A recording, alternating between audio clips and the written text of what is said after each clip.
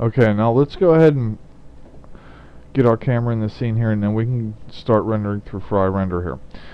Let's just click our camera shape, and as you can see, it brings in our camera. Let's go ahead and look through our camera, our Fry Render camera. Scroll back to where we can get our glass in the scene here. That should be good. Now what you want to do here for your camera settings to control depth of field, so as you take all the noise out of your render, is just simply create, any object. I'm just going to use a polygon sphere here, and as I can see right now it's about 11.75 grid spaces away from the camera, but we don't want it to render just right here. We want it to be able to render, say, to where the back of this shape is here.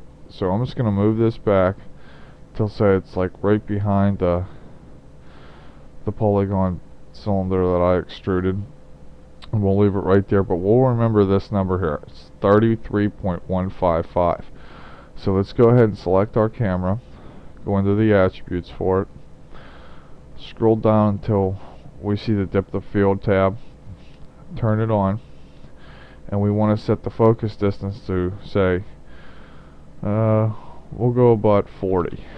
I'm just going to add a little bit extra, and we'll put the f-stop here, say at like 20. This way it's going to capture a lot of the detail that's in this glass, which we'll go ahead and set up the materials here in a bit, or in the next lesson.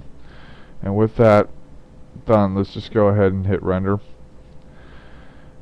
and it's gonna take a minute here to launch Fry Render.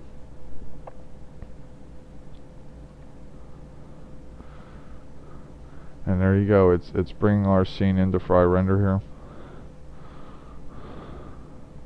And as you can see, all our light controls are right here down on the bottom.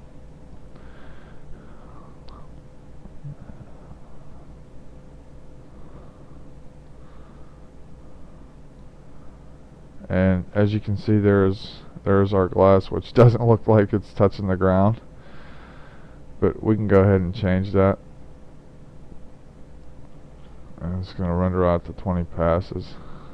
At pass 1, this is going to take a little bit, so I'm going to pause the video until this renders out our 20 passes, and then I'll come back.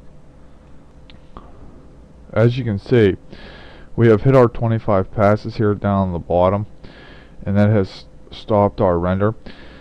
And that's what we wanted it to do, so we could see where our lights look like, and we can go ahead and start adjusting to see if our lights are going to work the way that we have them set up. But with our depth of field set up and all our lights set up, you can see that there's pretty much no noise in our scene already, and that's good. So we know it's going to render if we, say, let it render overnight or let it render for a couple of hours. We know that there isn't going to be any noise in our scene, and that's what we want.